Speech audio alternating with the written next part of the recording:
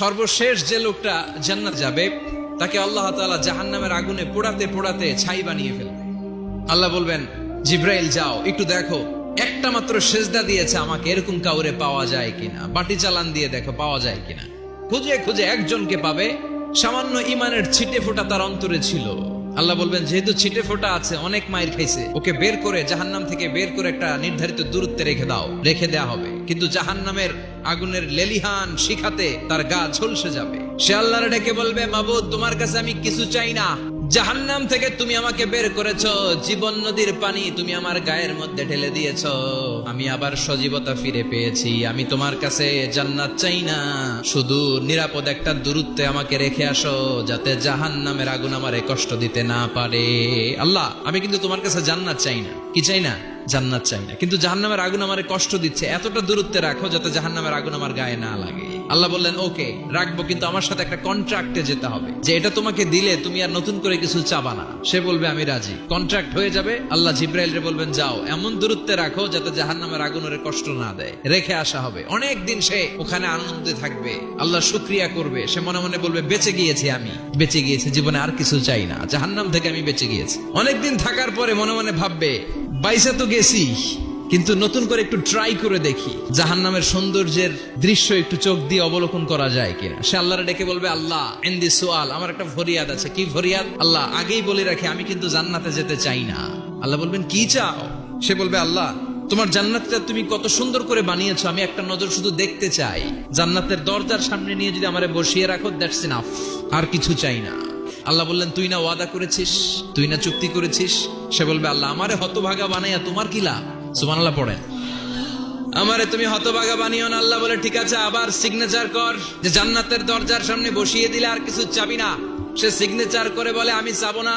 আল্লাহ বললেন, জিব্রাইল বেচারারে ধরে জান্নাতের গেটের সামনে বসায় দে। এবার জান্নাতের গেটের সামনে বসে বসে জান্নাতের সৌন্দর্য দেখা শুরু করবে। সুবহানাল্লাহ। এমন সৌন্দর্য যেটা চোখ দিয়ে কেউ দেখে নাই, কান দিয়ে শুনে নাই। ওই সৌন্দর্য চোখে দেখে, কান দিয়ে আওয়াজ শুনে মাগার ভোগ করতে পারে না। অন্তরে জ্বালা আছে না নাই? এয়ার কন্ডিশনের রুমে ঢুকতে না পারলেও, এয়ার কন্ডিশনের রুমের দরজার বাইরে দাঁড়ালো, এয়ার কন্ডিশনের রুমের একটা ঠান্ডা বাতাস গায়ে লাগে না? তো ও যখন জান্নাতের দরজার সামনে দাঁড়াবে, ওর গায়েও এরকম জান্নাতের ঠান্ডা বাতাসের হিমেল ছোঁয়া গাটাকে শীতল করে দিবে। ওই শীতল হয়ে যাওয়ার পরে আর তো সহ্য হবে না, আবার আল্লাহরে ডাকবে। মনে মনে ভাববে, আর একটু ট্রাই করি না, দোষ কি? আস্তে আস্তে অনেক দূর তো আগাইছি। সুবহানাল্লাহ কইবেন না? আল্লাহ, তুমি যদি কোনো বিষয়ে নতুন করে ডিসিশন নাও, তোমারে জিজ্ঞেস করার মতো কি কেউ আছে? আল্লাহ বলেন, না, আমি তো সব রাজার বড় রাজা, মহারাজা, আমার উপরে তো কারো কথা চলে না। ওই হতভাগা লোকটা বলবে, আল্লাহ এত সুন্দর জান্নাত তুমি বানালাম, চোখ দিয়ে সৌন্দর্য দেখি, কান দিয়ে আওয়াজগুলো শুনি, হুর আর গেলমান হেঁটে বেড়ায়।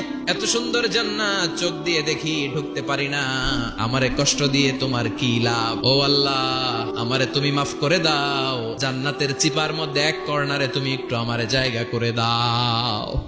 আল্লাহ বলবেন, ওয়াই হাক ইবনা আদম, তোর ধ্বংস হোক হে আদম জাত, মা আগদারাকা, তোর চেয়ে বড় গাদ্দার আমি আমার সৃষ্টিকুলে কাউরে দেখি না। কারণ তুই আমার সাথে চুক্তি করিস আর চুক্তি ভঙ্গ করিস।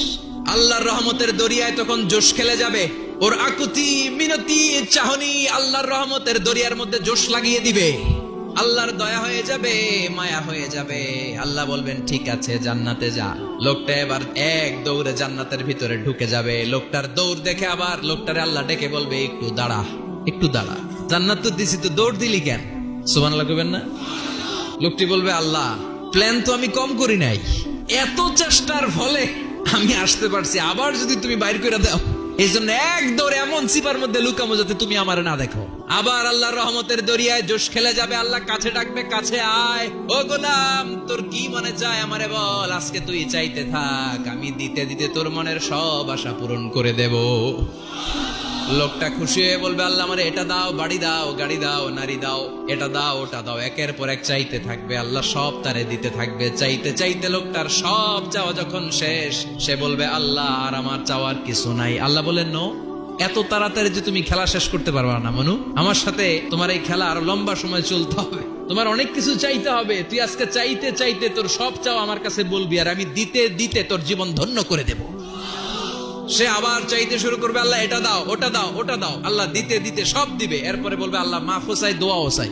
আর চাওয়ার কিছু নাই। আল্লাহ বলবেন তাই ঠিক আছে, তোরে আমি জান্নাতে ঢুকাই দিলাম, তবে মনে রাখিস তোর জান্নাতটা হবে সবচেয়ে ছোট জান্নাত, আর তোর জান্নাতটা হবে এই পৃথিবীর 10 গুণ। চিল্লায় এখন সুবহানাল্লাহ। বুখারীর বর্ণনা, আখিরু মান দাখালাল জান্নাহ, যে লোকটা সর্বশেষ অনেক মাইর খাইয়া রিমান্ডে থাকার পরে জান্নাতে ঢুকবে, তার জান্নাতটা যদি পৃথিবীর 10 গুণ হয়, তাহলে আমাদের সবাইরে ফেরদাউসে ঢুকাতে আল্লাহর কোনো সমস্যা আছে?